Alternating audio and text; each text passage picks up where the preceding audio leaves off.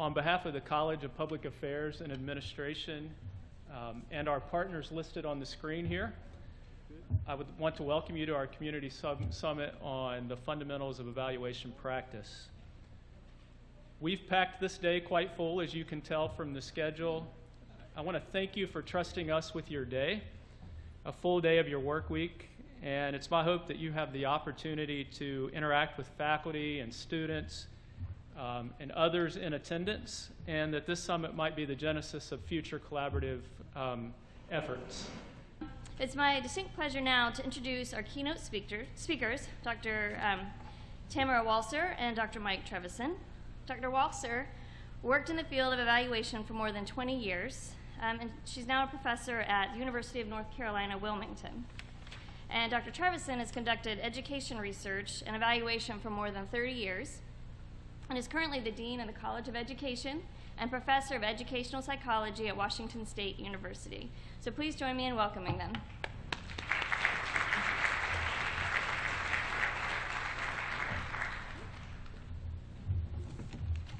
All right, let me take a moment and turn the deal on here. Okay, can people hear me? All right, so I'm going to go away from the podium so I don't risk hurting myself. First of all, I wanted to thank Travis. I wanted to thank University of Illinois Springfield for having us here. This is our first time to Springfield, and it reminds, my first reaction is, God, this reminds me of home, Pullman, Washington. So Tamara is from University of North Carolina, Wilmington, and Wilmington, if you're paying attention to the hurricanes, so Hurricane Florence hit Wilmington a few weeks ago. Tamara hasn't been in her office yet for a month, and given Hurricane Michael, probably won't get back in there anytime soon.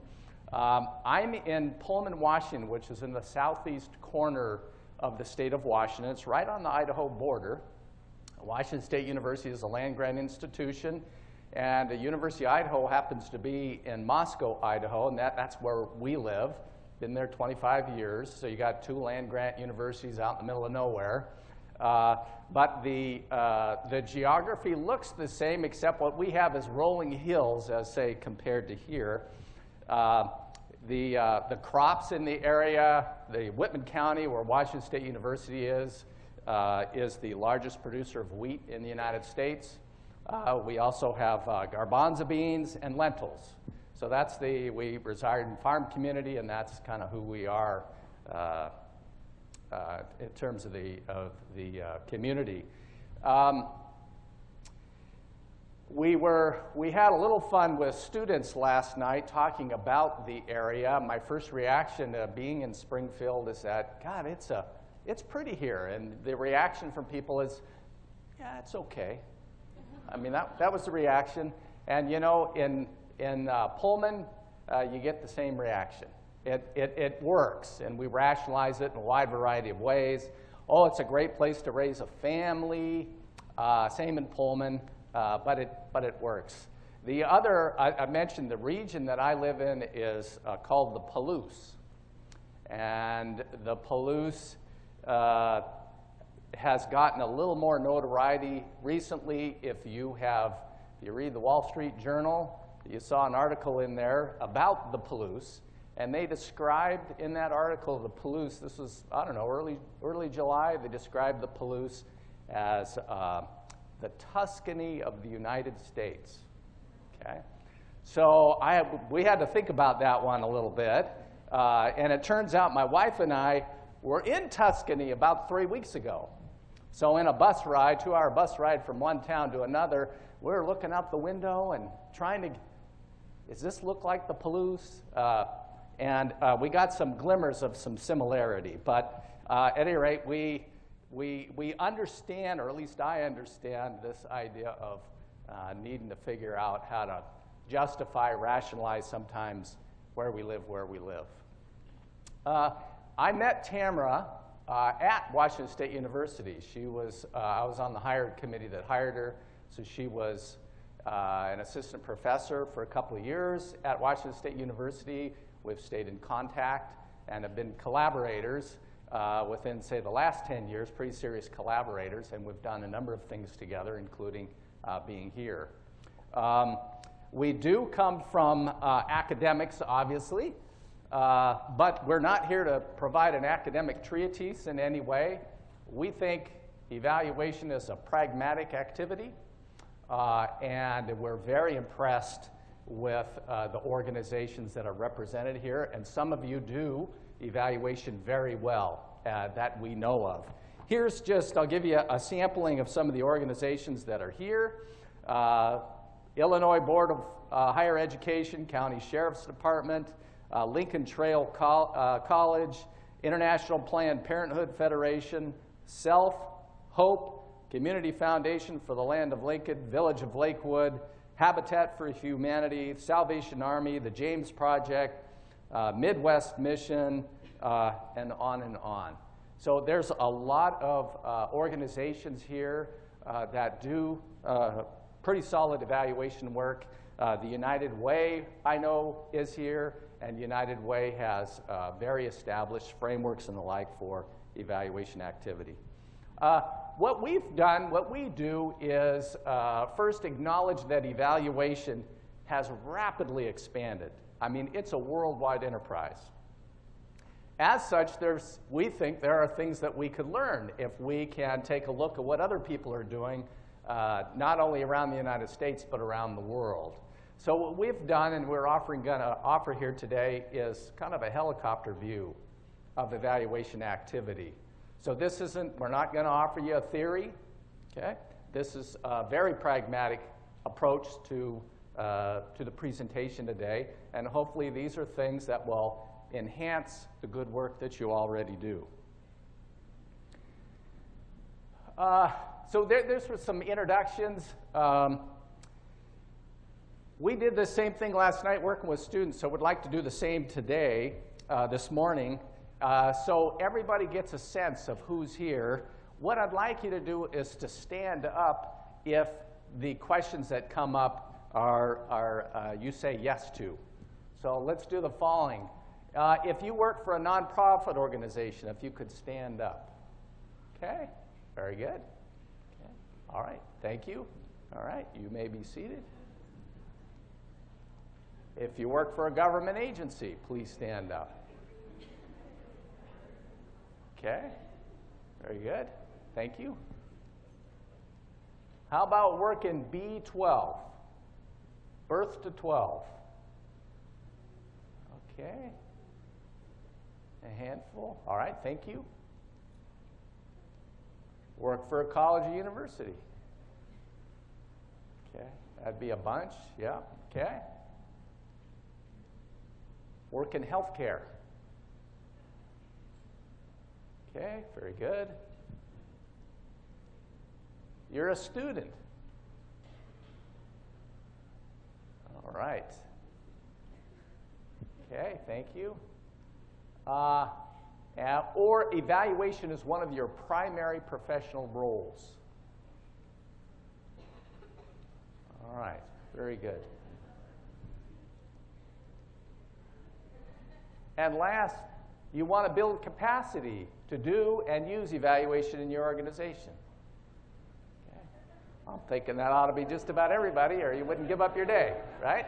All right. Okay, thank you very much.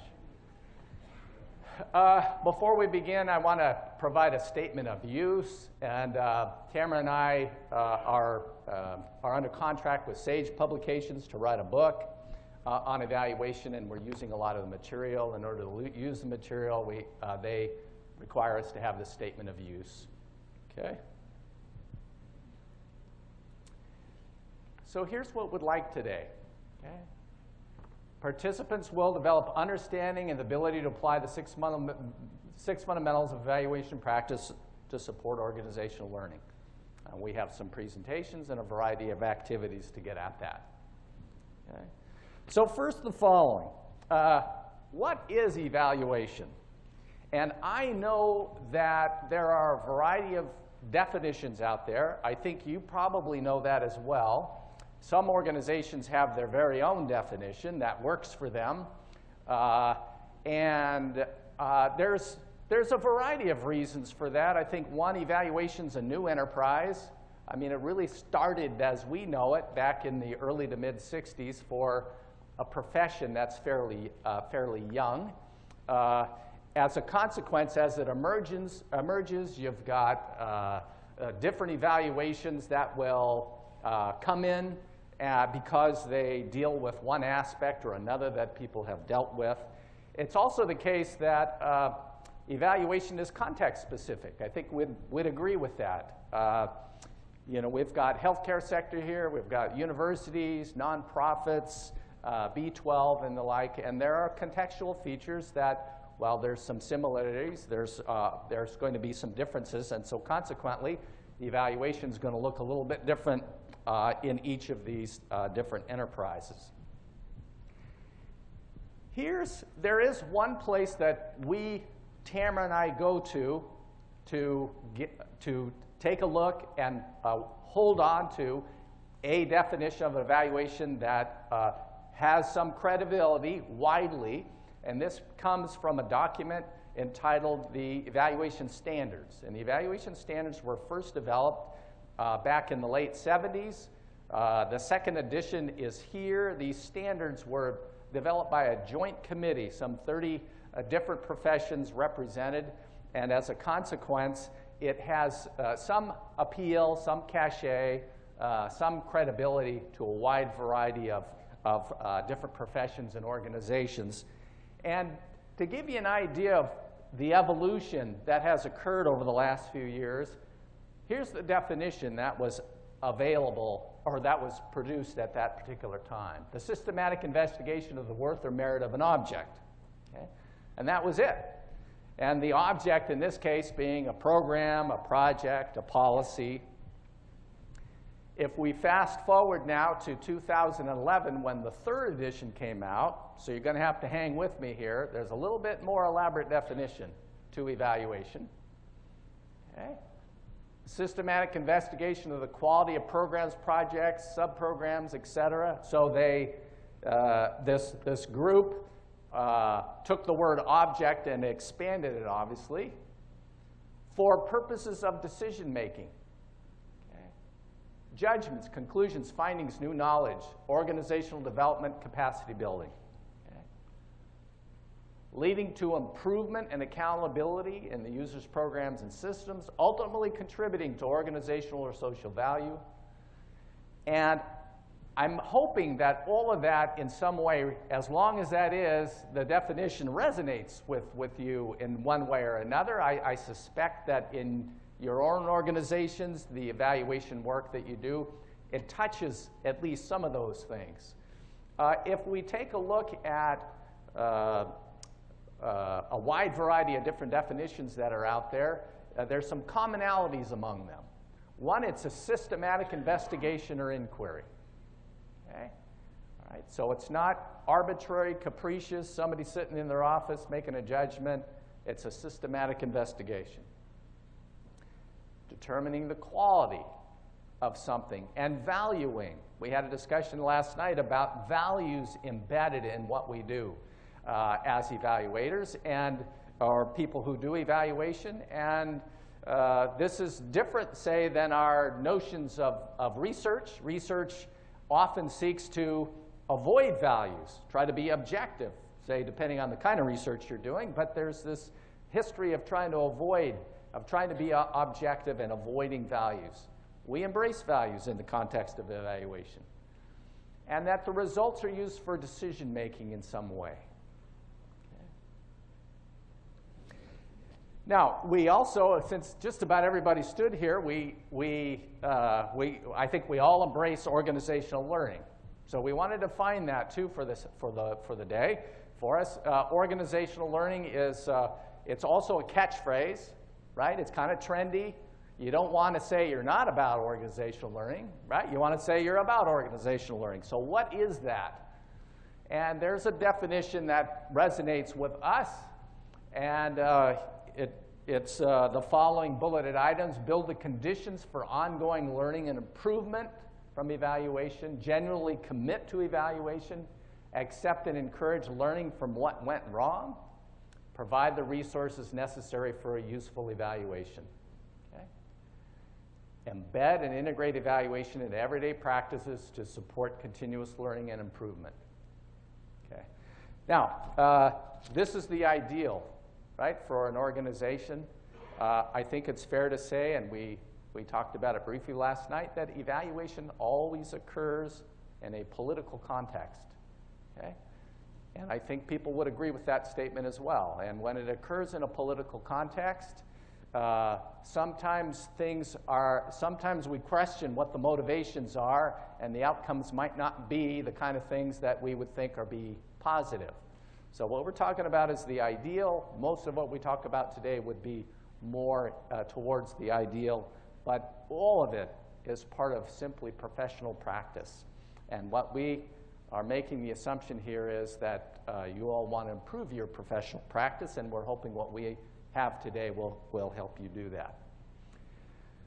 Now, I mentioned Tamara and I took like we call it a helicopter view of the landscape of evaluation. And what we're trying to do is to get at and provide a framework that's useful for professionals to think about their evaluation work, whether or not you're a full-time evaluator or that you're simply exposed to evaluation and you need to be able to talk about it in some educated way in your work. And so these fundamentals of evaluation practice are as follows. And all of what we do today will get at each one of these. The first one deals with quality. And what we mean by quality is doing good evaluation. I mean, we can evaluate anything, and we can do it poorly or we can do it well. So what we want to do is focus on quality in evaluation. And what does quality mean, then, in the context of evaluation?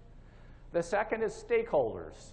And for Tamara and I, one of the hallmarks of evaluation, we think, is this need to attend to stakeholders' needs.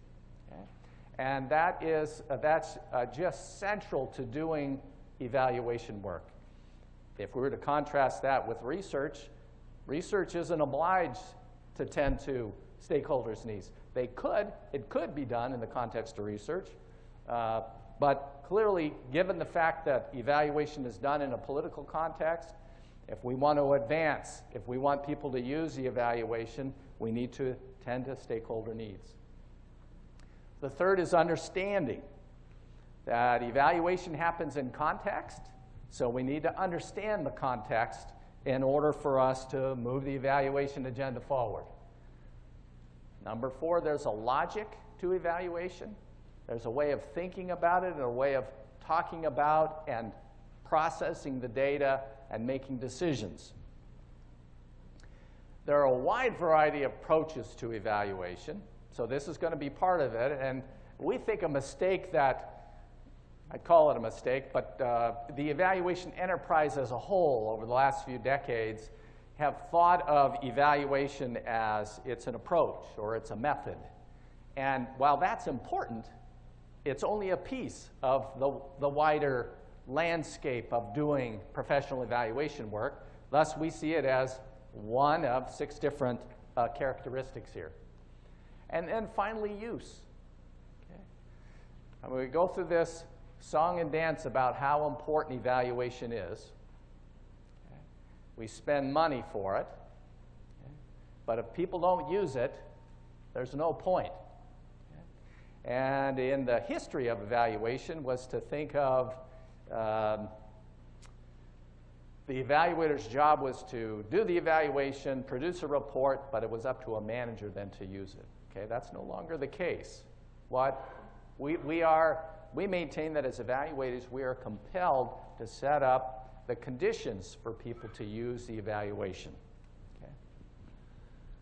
And these are the 6 fundamentals, and this is pretty much the roadmap for today. Okay, and I'll turn it over to Tamara.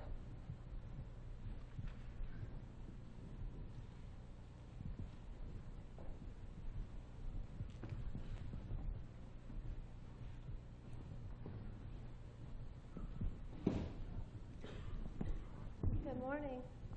Can you all hear me? Yes? Okay. So our format and kind of the organization for today, as Mike said, the 6 fundamentals are going to provide the framework for all that we do. But within that framework, we're also going to have some activities. So as we go through each of the fundamentals, think about how you might apply that. In your packet, you have a folder, and in that folder, there is one large sort of document that is notes that follow along with our slides. So you shouldn't have to write a lot, but you may want to make notes about certain things or highlight things, that sort of thing. So, and there is some material in that document that is not in the slides, that was too much kind of content and text to put on the slides, but that are in that document. So follow along with that document. Also, you have some other documents that we'll get to within each of the fundamentals as they apply to those. One thing on the very back of the handout that follows along with the slides, there are 3 scenarios, 3 evaluation scenarios. So if you wouldn't mind, flip to those. And take a little bit of time, read through them, because what you're going to do is you're going to choose at your table, you're going to decide which one you're going to want to focus on when we do the application activities. This morning we'll have an application activity before lunch, and then in the afternoon we'll have an application activity at the very end. So in your groups, you kind of have self-selected your little groups here at your tables. Read through everything, and then as a group decide which one you want to focus on when we get to those activities. So take a little bit of time to do that.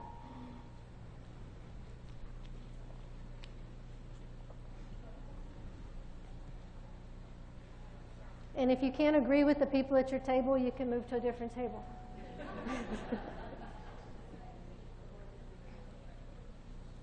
Okay, so I think we're good to go with starting our framework discussion. So quality. And Mike mentioned quality and the idea of standards. And so in our framework, our little short definition or application of quality is applying quality guidelines and standards of the evaluation profession. In evaluation, we have several organizations that are focused on evaluation work. And within those organizations and among those organizations, they have developed standards, they've developed statements, they've developed guidelines. So we're going to talk a little bit about those.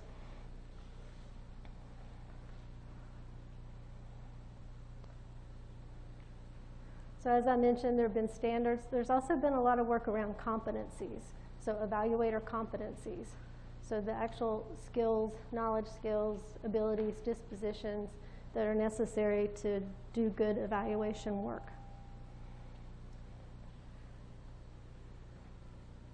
The program evaluation standards was probably one of the first big pushes in the evaluation profession to develop our own professional identity. And as you know, Mike pulled 2 definitions earlier that he talked about that were from different editions of the standards book. This is the 3rd edition, and I said last night when we met with the graduate students, if you're going to be doing evaluation work, or you're going to be overseeing evaluation work, commissioning evaluation work, this is a good resource to have, because it's going to help you, it's going to guide the work that you do if you're doing evaluation work. It's also going to help you assess the quality of evaluations. So it has all those pieces. The focus is on what the authors of the standards refer to as attributes of quality evaluation. And those attributes are utility, feasibility, propriety, accuracy, and evaluation accountability. And within those attributes, there are 30 different standards. In your handout, you have a little table that lists each of the evaluation standards that fall within each of these kind of categories of attributes of quality evaluation. So if you look through those, you'll see there's a lot there, right? Yeah. How many of you, is anyone familiar with the standards? Have you used the standards before? Okay, good. Mike and I use them a lot, and all the work that we do, we refer back to them, so they're very helpful to us. The utility standards, and if you look at the table, you can kind of read through and get a sense of what utility is all about. But one thing to think about is, does the evaluation serve its intended purposes and meet the needs of its audiences? So if you think of utility, it's all about use and the utility of the evaluation itself. When evaluation first took off in the 60s and 70s, when we had lots of, in the US at least, large federally funded social programs, and along with those came large federally funded evaluations for accountability reasons. Initially, people who were doing evaluation came out of the research field. So they were more academic type researchers. And they were really, really focused on technical adequacy, on validity and reliability and quantitative measures, and doing large-scale comparison group studies. And what happened is the people who were getting those reports didn't find it useful. It was over their heads. It wasn't something they could immediately apply. A lot of the work wasn't meaningful to them in their everyday context. So it wasn't meeting this idea of utility. So one of the things that happens in evaluation is we care about the technical adequacy, we care about the validity and the trustworthiness, but we have other things that we care about too, one of which is utility. And Mike will talk about use. That's one of the fundamentals in our framework, and he'll talk about that later this afternoon. But that whole idea of if your evaluation doesn't meet utility standards, then there's no need to do it if you can't meet utility standards. And if you look through those standards, you'll see some things, a lot of things about stakeholders in there, right? About meeting the needs of stakeholders. Feasibility is another one. As Mike said, we take, and a lot of evaluators take, a really pragmatic approach. So feasibility is important to us. So if you look across those standards, and there aren't as many for feasibility, but as you look across them, you'll see that they're really addressing this idea of, is the evaluation a productive process given available resources and contextual factors that impact what can and cannot be done? So it's this balance of, can I have a productive evaluation within the constraints that I'm operating in? And we're always operating within constraints. And we always have resource constraints, time constraints, all of those things. So there's a feasibility question. Propriety is another. Is the evaluation respectful, ethical, and legal? A lot of organizations have various protocols that you need to go through if you're going to collect data from what we call human subjects. In universities where Mike and I work, we go through institutional review board processes. Other organizations have similar processes. In addition to those required protocols, we really highlight in evaluation the need to be respectful of people who participate in our evaluation work. So above and beyond what we're required to do in terms of IRB protocols, we take it a step further and make sure that we're being respectful of people in our work. Accuracy, and this is that technical adequacy part. This is, if you come from a research world, an academic research world, this is that piece of validity, trustworthiness, all of those things. And then evaluation accountability. So I would say leave it to evaluators to decide that we also need to evaluate our evaluations, right? So only evaluators would decide that that's a good idea. But that's kind of where the standards came from, because we said, okay, who's evaluating the evaluators? They're telling us all this stuff. Well, who's evaluating what they do? So how worthwhile is the evaluation? So you have standards around meta-evaluation, which is basically evaluation of the evaluation. And typically, it's unusual to be able to hire an external person to come in and do a formal evaluation of your evaluation. It does happen, but in my world, it does not. So we do more internal meta-evaluation. So me, the evaluation team, the clients, we will use the standards to do our own internal meta-evaluation. And when I work with students who may do an evaluation for their dissertation, they do an internal meta-evaluation to assess and monitor what they're doing to address the standards. So that's kind of the standards in a nutshell. But as we go through the different fundamentals today, think about things that we're talking about and how those things and those that we're talking about align with and address the various standards.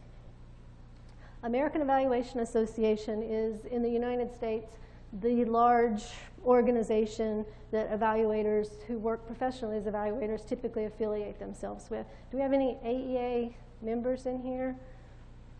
Okay. They're a great resource. You can go to their website. They have lots of materials, a lot of free stuff on there, discussion boards, blog posts, really good things. One of the things they did is they developed guiding principles for evaluators, and they align really well with the standards that I just talked about. They just updated these in 2018, so fresh off the presses. In your packet, you also have a copy of those. And they focus on their kind of core categories, our systematic inquiry, and as you remember, Mike said that all of our definitions of program evaluation have that as a common theme, the idea of systematic inquiry. Competence, the competence of the evaluator. Integrity, respect for people. And this was a kind of new piece that they added with the 2018 version, the idea that evaluation should be done with the mind of common good and equity. That ultimately, as evaluators, that's what we're working towards. And I'm guessing that everybody in this room is working towards that. The other thing that AEA developed that's been very helpful is a statement on cultural competence in evaluation. And this is how we define culture. It's broadly defined in the evaluation literature to encompass many, many things. You can kind of read the definition there.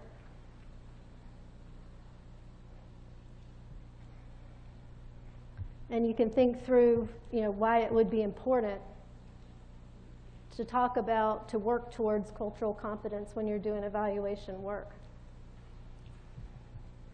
So this is a definition of culturally, what we call culturally responsive evaluation, which means when I'm doing evaluation work, I want to be responsive to the culture within which I'm doing the evaluation. And so the idea there is that you're not just aware of culture, you are intentional about it in the work that you do. And the focus there, and you have a copy of the statement in your handouts as well, the focus there is around ethical practice, and that's ethical practice in terms of that awareness and intention of the diversity of cultures and contexts that you're working in.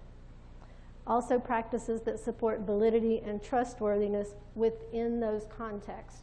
We know that something you do in one context in terms of evaluation practice, you go to a different context, you have different culture that you're working with, those practices, those same practices are not going to necessarily translate as valid and trustworthy in a different context. So we can't just use the same approach and the same strategies everywhere we go as evaluators. We have to be aware of the cultural context within which we're working. Similarly, practices that support appropriate use of theory. Most of our evaluation theory comes across as evaluation approaches and models and strategies. And those evaluation models, approaches, and strategies were largely constructed with a sort of majority mindset. And often they don't translate well when we work in other areas. So one thing to be careful of is not just to take something and think, okay, this is a vetted evaluation approach, I'm going to use it here. You need to think about what that approach means and whether that approach is a good fit for the culture within which you're working. And you may need to make some modifications to that.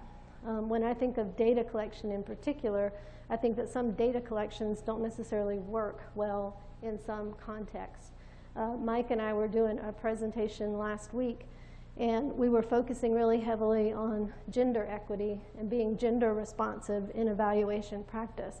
And one of the strategies in the literature for doing that work is, number one, to disaggregate your data so that you know if there are differential patterns across genders.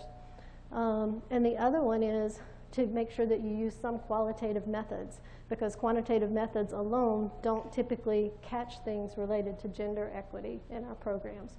So things to think about. The other piece is the idea of evaluator competencies. And these are competencies, again, you have a document. If you'll pull that out and look at it, it's a little different side. You know, we talk about standards, we talk about guidelines, we have the AEA statement, and those are things that we aspire to as evaluators in our practice. They're very practice focused. The competencies are what you need as an evaluator. So they're your knowledge, your skills, your dispositions as an evaluator. The AEA evaluator competencies are still in draft form. They look a heck of a lot like the Canadian Evaluation Society's evaluator competencies, both of which are based on a lot of research that's been done in both the United States and Canada. So the AEA competencies, they focus on the idea of professional practice, and you can kind of read through, take a few minutes and kind of look at that professional practice domain and the types of skills and competencies needed in that domain. Methodology domain, and this is, you know, what a lot of people think about when they think about evaluation. They think almost exclusively about the methodology domain. And we were having a conversation when we were riding over this morning about this idea that a lot of graduate programs in evaluation over the years have focused so much on methodology domain that they've left out some other important things that people need to know how to do as evaluators. Including the idea of context, the situational context of being aware of context and what works in different contexts, planning and management, and also interpersonal skills. And so there's been some research done where folks have analyzed degree programs in evaluation and the skills that are taught, and then they've gone and they've talked to organizations and said, what do you need our people to do? And there are some gaps when you get to things like interpersonal domain or professional practice or planning and management. And so now you're seeing evaluation degree programs start adding those courses into their programs of study, because we found that you can't do evaluation on methodology alone. So just a quick summary. We talked about a lot of different things, and this is going to be kind of how the day goes. As Mike said, it's a helicopter view, so we're giving you lots of concepts and ideas that we hope you can take with you and use. But we talked about program evaluation standards, the AEA guiding principles for evaluators, the statement on cultural competence, and the idea of cultural competence too. There are a lot of resources out there around cultural competence and culturally responsive evaluation. So know that there's a lot of material out there for you to access if you're interested in that area. Evaluator competencies. So those are kind of the pieces. And in your packet, you have copies of all that. And we wanted to make sure that you had that to take with you and to refer back to as we go through the day. So that's our first fundamental, quality. And it comes first for a reason in our framework, because it's kind of our compass for the rest of the things that we talk about. It sets the stage for the rest of what we work on. So the next fundamental is stakeholders. And as Mike said, over the years of working together, we've come to the realization more and more and more that it's really not evaluation if you're not engaging stakeholders somewhere in your process. Because evaluation is about people, it's people focused. And if you're not engaging program stakeholders in the evaluation, then you're kind of missing the boat. So who are our stakeholders? And we kind of did this last night, so the doctoral students who are here already have the answers to this, I guess. But who are our stakeholders? Anybody want to talk about who a stakeholder might be? Who a program stakeholder is? Anybody with a loud voice that everybody can hear if they shout it out? Elected officials. Elected officials, thank you, and thanks for shouting it out. Board of Directors. Students. Funders. Beneficiaries. Community. The people in the community. Community members. Collaborative partners. Employees. How about the beneficiaries of the program? And I think some of those were kind of part of your answers, but the people who are supposed to be the beneficiaries of what we're doing. So those are some good answers. So there's a range of different stakeholder groups that you need to think about when you're doing an evaluation, right? Just like with any other work. You always need to be aware of these different stakeholder groups. Mike and I would argue that some level of stakeholder engagement in the work of the evaluation, which would include the planning, the implementation, the dissemination of findings, that some level of that engagement is needed for it to be effective. And if you look back at those standards, particularly the utility standards, you'll see why that's the case. Because if you're going to address those standards, you're going to have stakeholders' voices in the evaluation. So first things first, we have to identify who our program stakeholders are. So if you are going about evaluating a program, a policy, an initiative, a project, even a product, you need to identify who your stakeholders are. And there are some guiding questions. These questions are in your handout, and these come from the program evaluation standards text that we mentioned before. You can kind of read through those, the types of things to think about when you're thinking about who all of the stakeholders may be.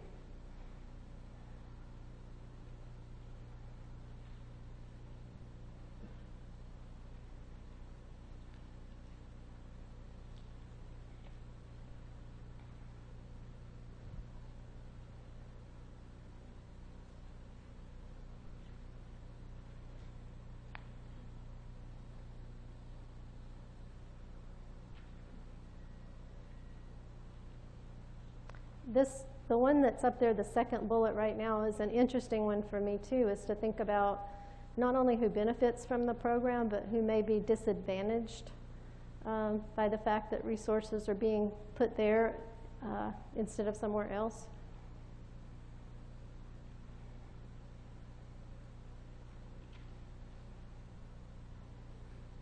So a range of possibilities for program stakeholders.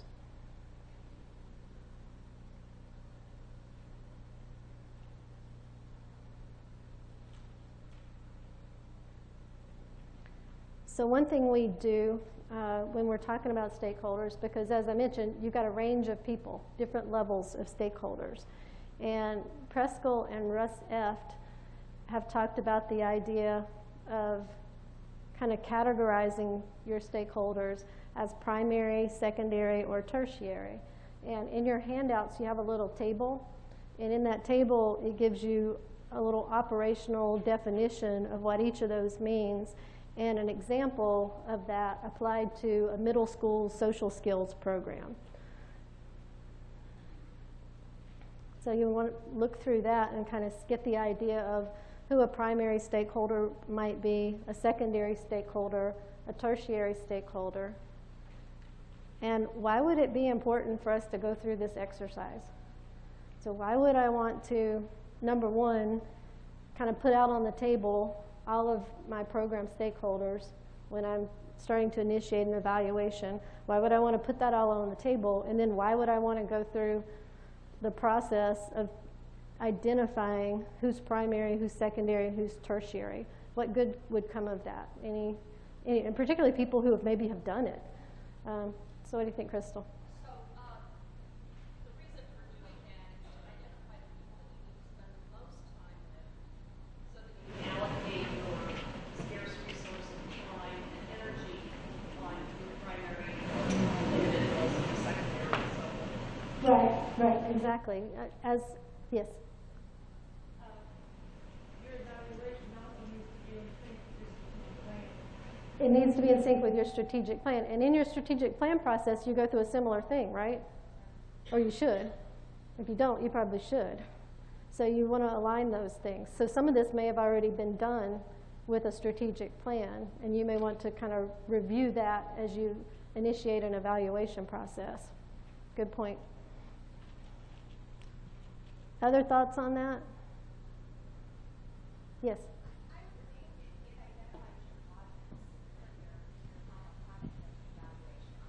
Great point. It identifies your audience for the evaluation. So when you get to the point where you're disseminating your findings, you already know who you're going to disseminate it to, and you have some idea about what those audiences are like and what sorts of reporting they might need or find useful, right? Very good. Thank you.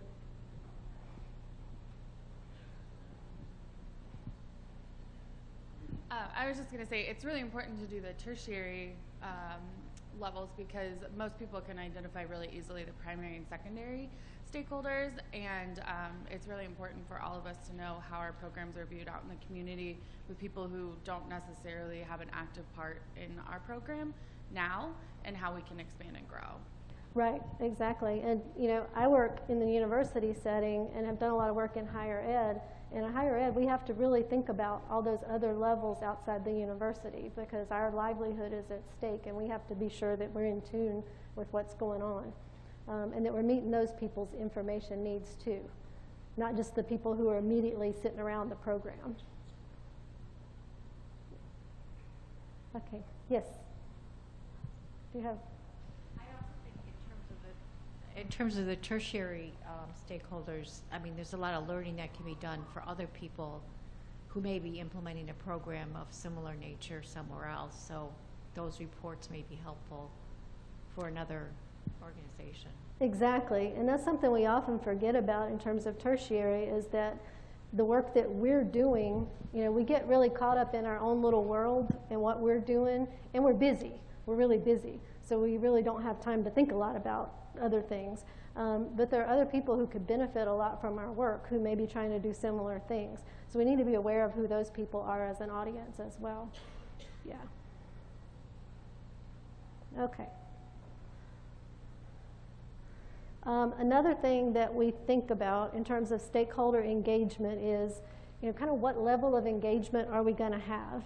And King and Stefan have put together a continuum, and this is not in continuum form, but if you think of it as a continuum with evaluator-directed evaluations on one end and participant-directed evaluations on the other, and collaborative kind of falling in between there, there are different roles that you take on as an evaluator. So with an evaluator-directed evaluation, I'm the evaluator, and I would have primary responsibility for the decisions about the evaluation and responsibility for making sure that it's coordinated and it's managed and it's carried through. When you get to participant-directed on the other end of the spectrum, the tail end of that, the full end of that spectrum, participant-directed, as an evaluator, I'm just one of the people sitting around the table with this group. And I'm not responsible for making the decisions or carrying it out or making sure things get done. I serve as a team member in kind of an advisory capacity, and my technical skill in that group is evaluation, whereas other people in that group are going to bring different skills to the table. And we call it a critical friend. People often call it, we're working as a critical friend. So we advise and we help people move forward with their efforts, but we don't take primary responsibility for it. And then collaborative, of course, is somewhere in between there. And most of the work I have done has probably fallen on the evaluator-directed through collaborative part. I can't say that I've done a full participant-directed evaluation. We often refer to that as empowerment evaluation. That's one approach that is a participant-directed approach. I haven't done that end of it, but I've done a lot of things kind of in the middle collaboratively.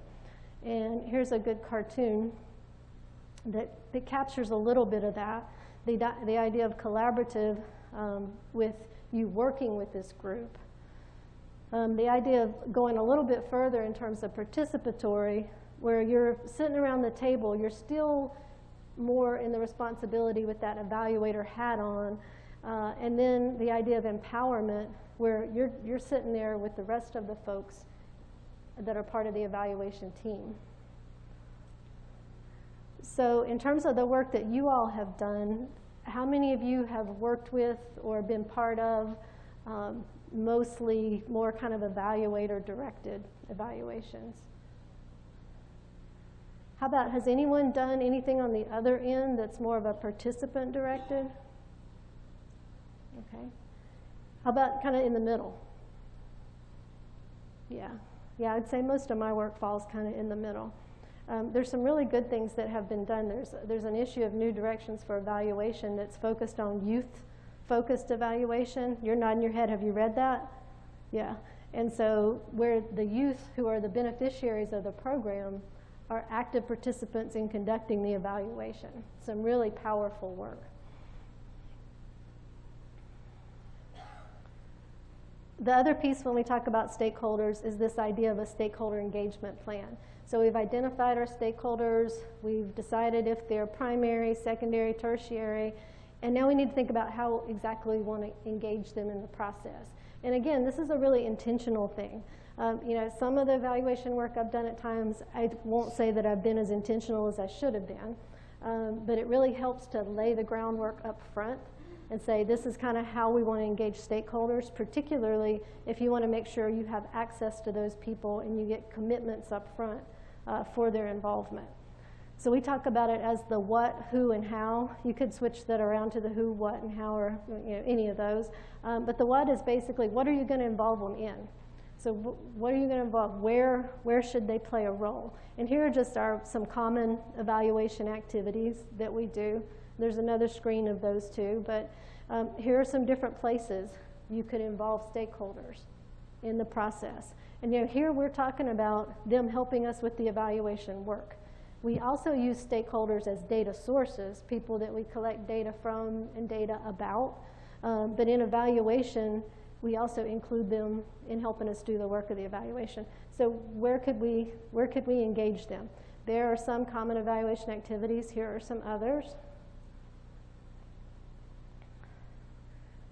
And I'll say probably if you have to think of, you can't involve them in all of them, places that are most useful, I would say, are kind of at the kind of front end part, developing purpose, questions, instruments, and then at the end part, interpreting results, developing findings, recommendations, disseminating results. Those are really, really strong places to include stakeholders.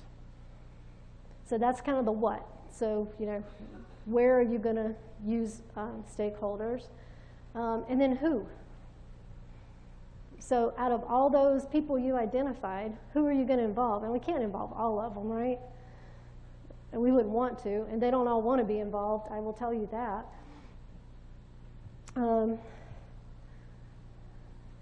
So who you involve has some impacts to think about.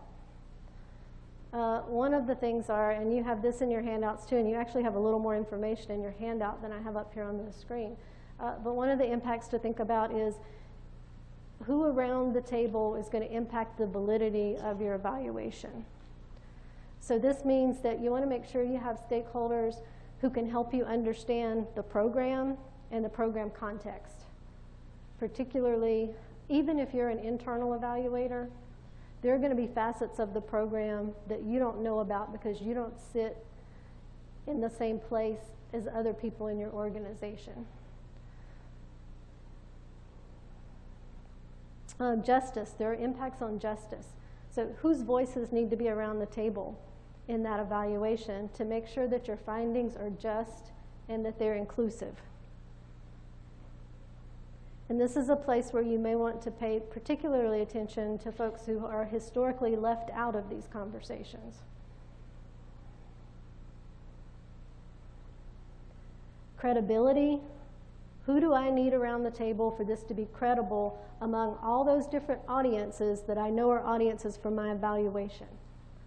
I know for sure, for example, that if I leave X stakeholder group out, that my evaluation is not going to be credible for that group, or maybe not for anybody. Utilization. Who has influence in the organization to make sure that this thing gets used? either informal influence or formal influence. Who are your influential people? And of course, we have to consider cost. What's our impact on cost in terms of involving these people in the process? Jane Davidson, who this is referenced here, says that often we're swayed by cost, and we don't include a lot of people that we should because we can't afford to do it. But she actually highlights the idea of you're either going to pay for it up front or you're going to pay for it in the end, meaning it's sometimes best to make the investment up front to make sure that the evaluation is done well, that you have spent your money well, and that the results are actually used. So again, there's always this balance. And then how are you going to engage these people? We talked about the different evaluation activities you could engage them in, but how exactly would you go about that? A couple good ways to do that is the use of an evaluation advisory group or an evaluation work group. And you may have some of both. And these take different names in the literature. You'll hear them referred to as different things. But in some way, an advisory group is going to provide input and feedback to the process. So this is probably a group that you would assemble, say it's representative stakeholders, and at different points in the evaluation, you may go to them and say, what's your take on this? What's your input? That sort of thing. Work group is a little bit different. They're a little more hands-on. So this is a group who's going to kind of roll up their sleeves and help you develop those things. So a little bit of difference there in how those two work. And Mike and I have used both, and we've been part of both in evaluation work. And then there are obviously other ways you can involve people. And sometimes it's just a matter of using regularly scheduled meetings to come in and share what you're doing and get input, so you're not assembling an official advisory group or an official work group, but you're giving updates to key groups along the way. So there are lots of other ways to involve people. Sometimes if you're working closely with a manager of a program, a director of a program, you may have regularly scheduled kind of one-on-one conversations with them to get their input and feedback and direction.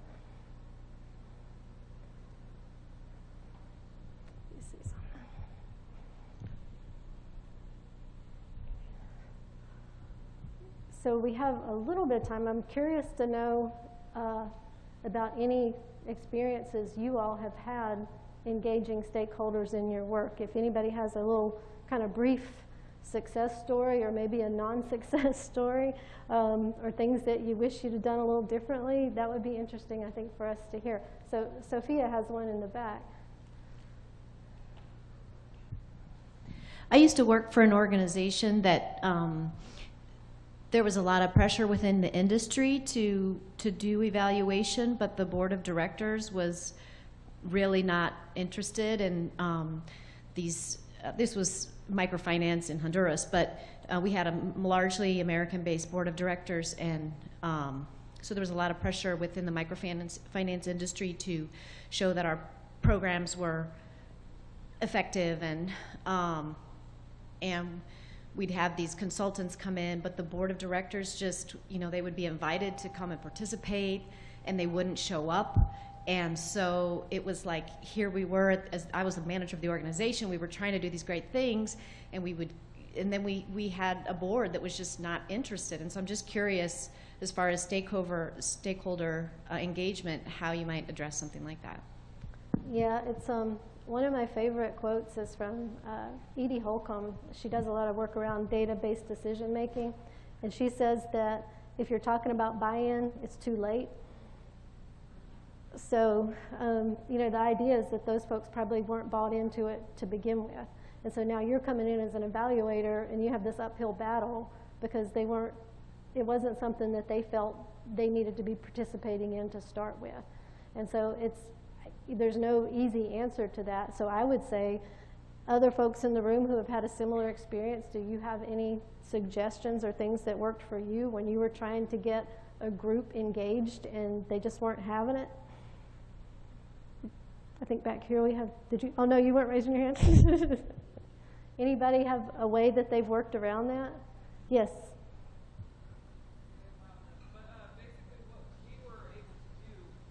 To find the gaps, or oh, thank you. To find the gaps in the agencies that we were at least trying to work with, what is it that they still needed, how we could assist them, or at least whatever projects we were working on at that time. How could we basically get them involved? But again, how does it benefit them too? Once you start talking money, everybody knows everybody jumps at the table, but you have to have a sustainability project as well. So we talked about ways to sustain what we were doing and how it benefited them in the long run. So that's how we got them there. Yeah.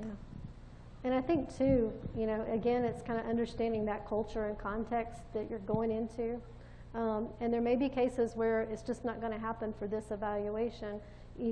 One of the things that we talk about in terms of strategies for that is just keeping the channels of communication open. So that group, even though they don't want to come to the table, continue to send them updates and keep them involved. Make sure that everything you do is on time and that you're respectful of the process. So there are things you can do that even though you're not able to get them to come together for it, still keep them in the loop. Don't say, well, they're not interested, so you know, we're going to kind of give up on them and focus on the people who are.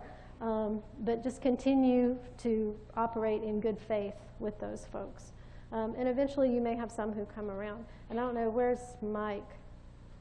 Right here. You're behind me. So what are your thoughts on that in terms of your experiences? Anything you could add? No, I think I appreciate the discussion here. I think that kind of rounds out what we intend here. Yeah. Yeah, and some of that comes with, you know, getting the commitments up front. Like if you lay out your stakeholder engagement plan and you talk about, and hopefully you're working with an evaluation client or the person who's commissioning the evaluation to start with, and you kind of map out your engagement plan and you get some of those commitments up front. And they may tell you up front, well, these folks are too busy and they're not going to come. So then you say, okay, so what's the best way to just reach them and at least keep them involved at some level? I think, let me add the following. You know, as an enterprise, evaluation's unregulated, right? So we don't have any environment that would protect evaluators or the evaluation work, but the expectations are enormous, oftentimes with inadequate resources. So getting people involved early and trying to understand what their needs and expectations is just enormously important, and then kind of managing that throughout the evaluation work. Yeah, that's I think the best strategies we have moving forward. Yeah, I worked on an evaluation. It was a U.S. Department of Education evaluation, and when I went to my first meeting and I had asked for this kind of work group of representative people, they worked in the National Council for Education Statistics, and I had this representative group. I came in the very first meeting, I had them actively doing things. And at first they were kind of sitting there like, wait a minute, we're federal government employees, we don't do this. People come in and they talk to us and they share information with us and then they leave. They don't come in and make us get in groups by color coding and have us dive into data and actually look at the process. So there was a little bit of, oh, wait a minute, what's she wanting me to do? And then they started doing it and they loved it. And then they started trying to use that in some of their meetings. So sometimes it's just a kind of an organization culture barrier. I would say also it's a failure of the evaluation field. A lot of people don't know what evaluation really is. And they think, I hire you as an evaluator, so I'm hiring you to come in and do all this work. Why am I now expected to come do this work too? So they don't really understand the evaluation process and how important it is for them to be part of that. So there's a lot of educating that still has to go on there, and we're not there yet. So summary, we talked about, first putting it all on the table, who are all of our stakeholders. We talked about different evaluator roles, that continuum from evaluator directed to participant directed.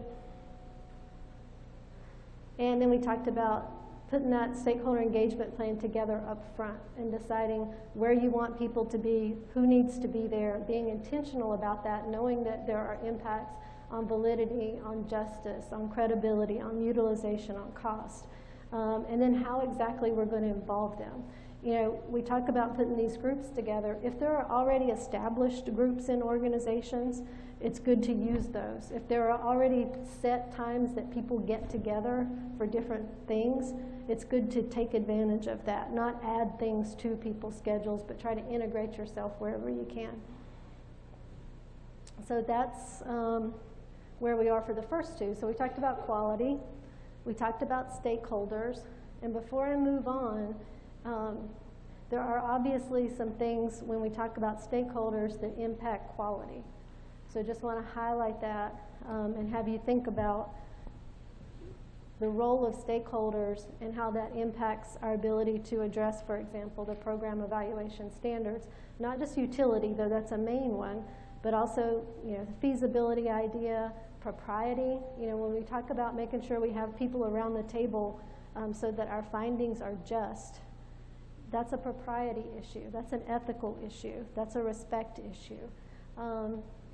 We talk also about the idea of accuracy, including stakeholders, people who understand the program and the context is critical for accuracy, for having accurate results in the end that we can trust. So think about those things. So our next one is understanding, and this is pretty big and pretty kind of an ominous thing to think about. But when we're doing evaluation, it's critical that we actually understand the program that we're evaluating and its context. And even if you work with the program, doesn't mean, like I said, that you understand it as well as you think you do, because there are lots of layers to most of the programs we work with. And your ideas of things are going to be different than somebody else who has a different role with the program.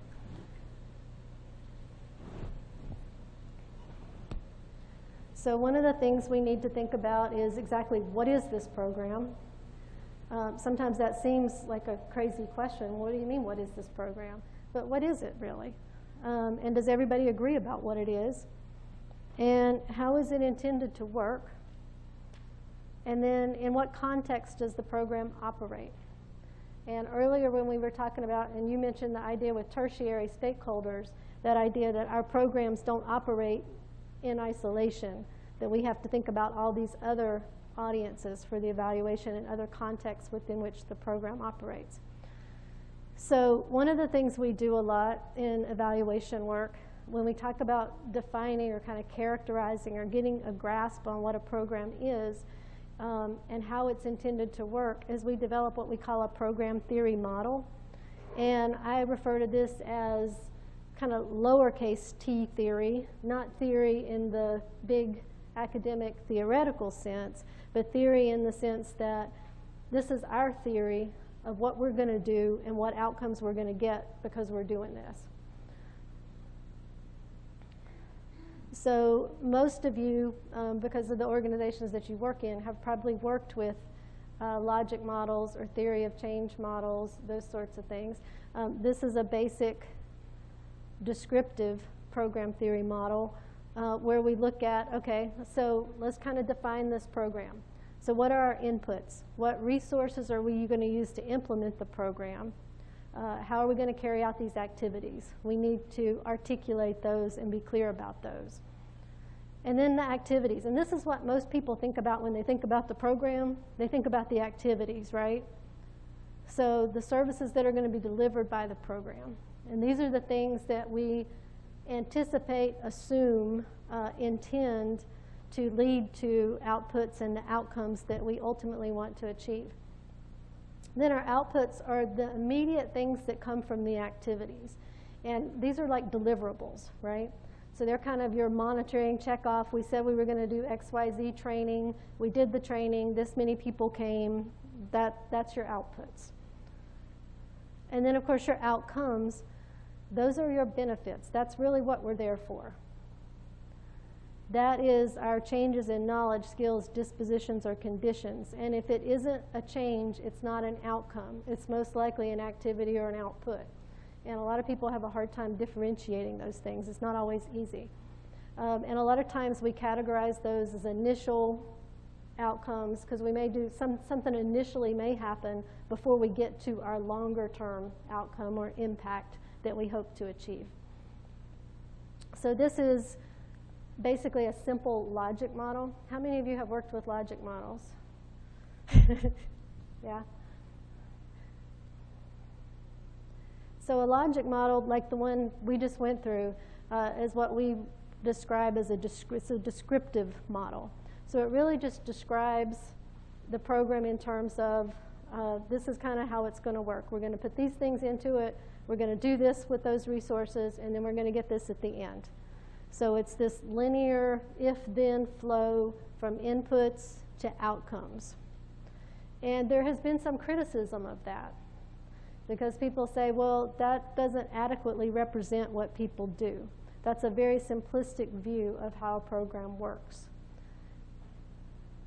So there are also explanatory models. How many of you have done a theory of change, theory of action, something along those lines? Okay. So explanatory models take things a step further. And in addition to describing the process of the program and how it's going to be delivered and what the intended outcomes are, explanatory models talk about how the change is actually going to occur. So there's not that assumption that I do this activity and I'm going to get this outcome. It's I do this activity, what has to happen in that space in between for that outcome to happen? And that thing that has to happen in that space in between may be different for different stakeholder groups. So they look at things, and you all have a copy of this in your handouts, and it's not a heck of a lot easier to read there either. But the reason that I wanted to include this, or that we put this here, is to show kind of the difference in that first thing that we walked through, which was the simple logic model that was just that linear from here to here, and this idea of something that is more of an explanatory model, where it's not just a linear relationship. You see, you have arrows going all different sorts of ways. The way it's graphed is a lot different. So an explanatory model can take lots of different forms. Sometimes they look more like concept maps or just frameworks. And you'll have multi-directional arrows, sometimes loops. This one has a lot of additional detail about conditions. And so that's one of the things with the theory of change is they really take into consideration the conditions that have to be present for change to occur. Not just what we're going to do and we expect this to happen, but what we're going to do and then under what conditions we might expect this to happen. And in those cases, you do often need to bring in more research to base those assumptions on. And this is another example. You'll see it looks a lot different in terms of, we don't have our inputs, activities, outputs, outcomes column, but you can look at it and see that it makes sense. So here's the thing. There are no rules about what these have to look like. Now, in your organization, they may tell you it needs to look like this. I've worked on grants where they've said, basically fill in these boxes. So you may be required to use a certain format in your organization, but honestly, in practice, whatever makes sense is what's best. And in this case, you can see they have their actions. They talk about roles. And then they also have this idea of bottlenecks, which I think is important. So they're really thinking through this process, not just this is what we're going to do, and we hope that this happens in the end, but this is what we're going to do, and here are some things we've thought about that we need to be aware of as we go through the process.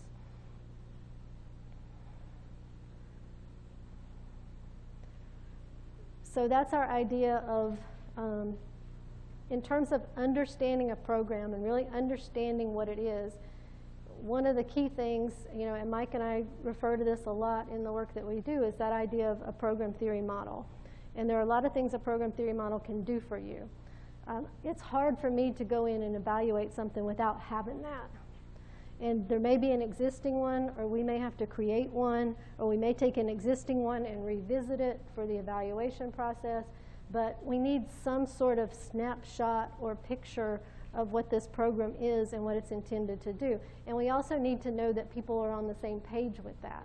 Because let me tell you, even if they don't have a program theory model, there is a program theory.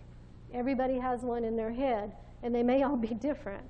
so you may have a lot of different people in your organization who think that this is what's supposed to happen, and they may not be on the same page. So going through the process of putting this together gets them on the same page.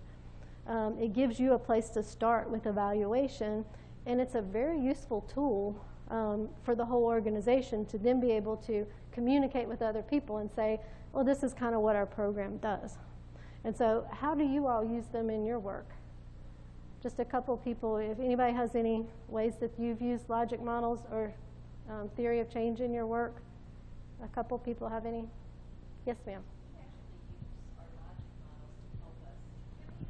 We use our logic models to help us develop our theory of change. So you start with the descriptive, and that's something that often happens. And we say sometimes you want to start with a descriptive model because that's an easier place to start, and then you add on those pieces for the theory of change. So how exactly do y'all do that? So we take each program and develop a logic model, and then we meet for strategic planning and develop our theory of change, which is more of a big picture strategic summary of what our work will look like in the next year, which makes up our community action plan. That's awesome. And so then you revisit that each year. Absolutely. That's awesome. How many of you do something like that? Do a kind of similar activity? Okay. You are from community action. Yeah, that's great.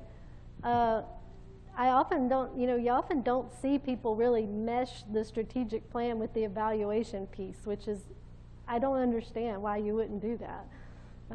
So one more maybe way that you've used a program theory in your work?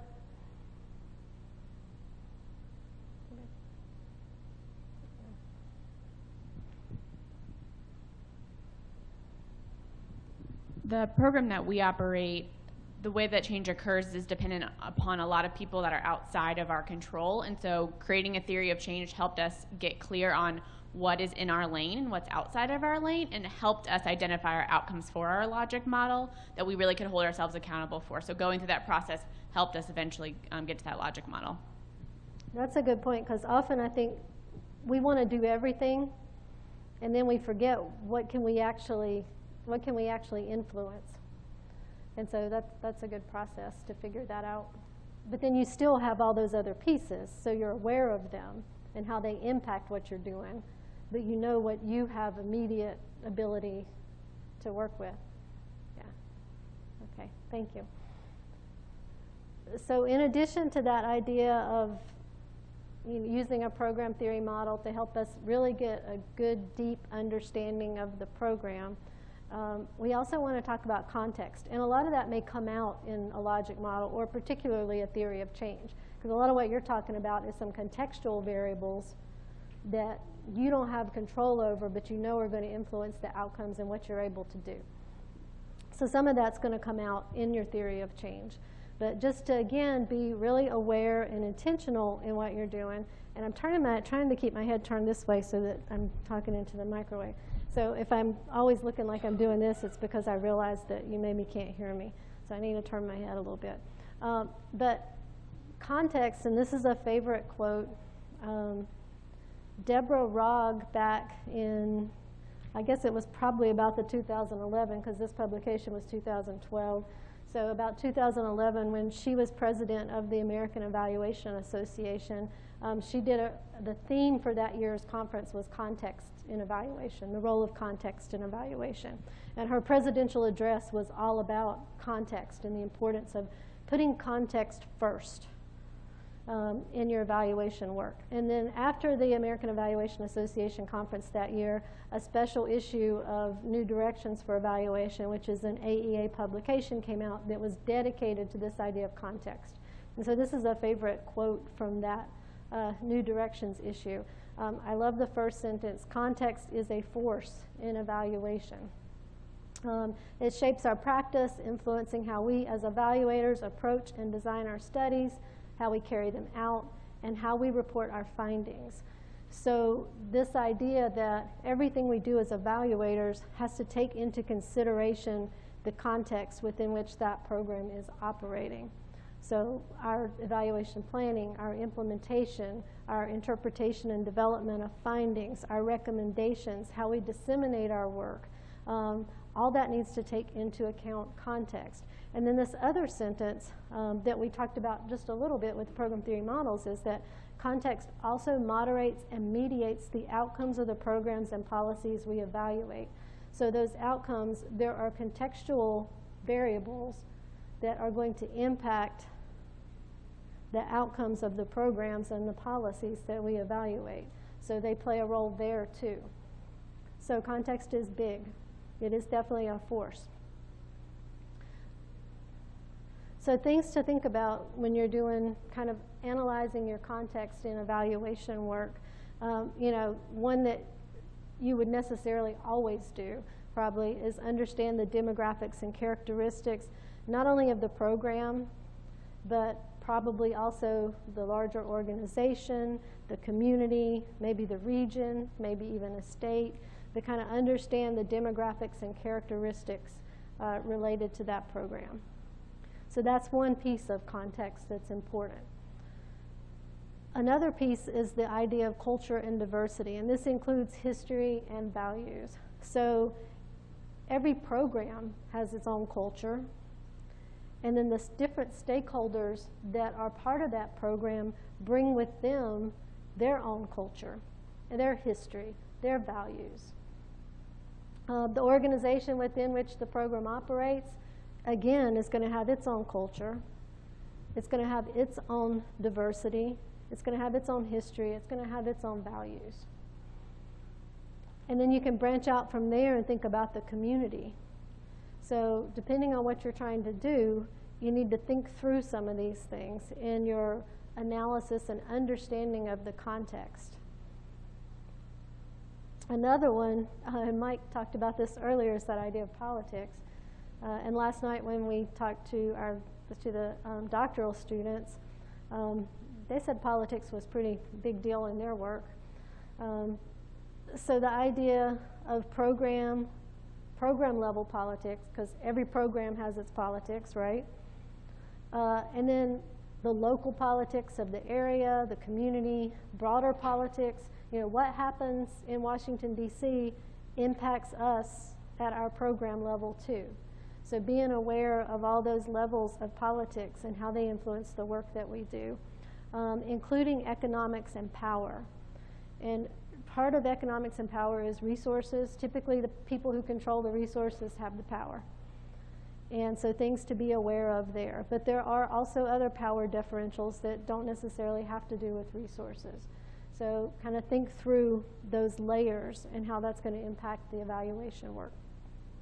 There's quite a bit written on this as well, the idea of context and these different things that play a role in context.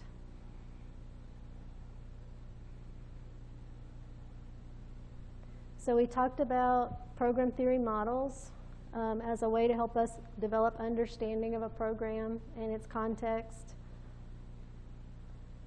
And we talked a little bit here about context analysis, and I would like to just ask, because I think we have a little time before we go into our activity, any insights or experiences that you all have had around context, and perhaps you have worked on an evaluation project where you did take into account some of these things and it was very helpful, you have a success story, or maybe there are some things where if you had done a little bit more of this, it would have perhaps went better. So any insights or thoughts about this from you all?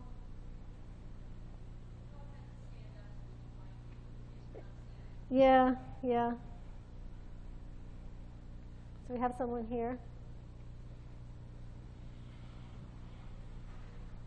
I think within the context analysis, this also goes back to the stakeholders. One thing you haven't covered, and I think it's important that we talk about, is funders and how funders fit in with politics, how they fit in with what a program evaluation could and should be. And that's a big piece of what I'm thinking through right now with several projects. I do program evaluation professionally, but there's certainly politics with what a program evaluation should be, what data should be collected, how the data should be collected and aggregated in a way that goes back to the funder. But when I'm thinking about this context, if you walk in and you're not aware of your funder, you could find yourself doing a lot of extra work later on, and I'm supporting somebody who has that exact situation right now. Yeah. Do you have, can you share a little bit of that? Or I'll maybe share a little bit. I don't different want to go one? too Just- much into it because we're in the middle of it. And it's, Yeah, yeah. I don't think anybody here would know because it's Northern Illinois, but Yeah.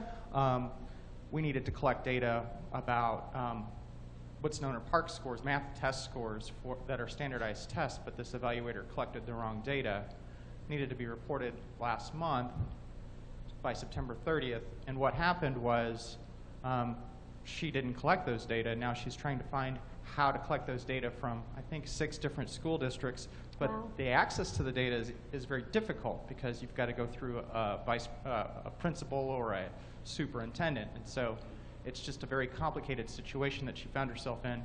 And so I'm supporting her in finding it and analyzing those data in a very short time frame. But Yeah. I mean, so this is just one situation where she didn't understand the context of what she was supposed to be collecting.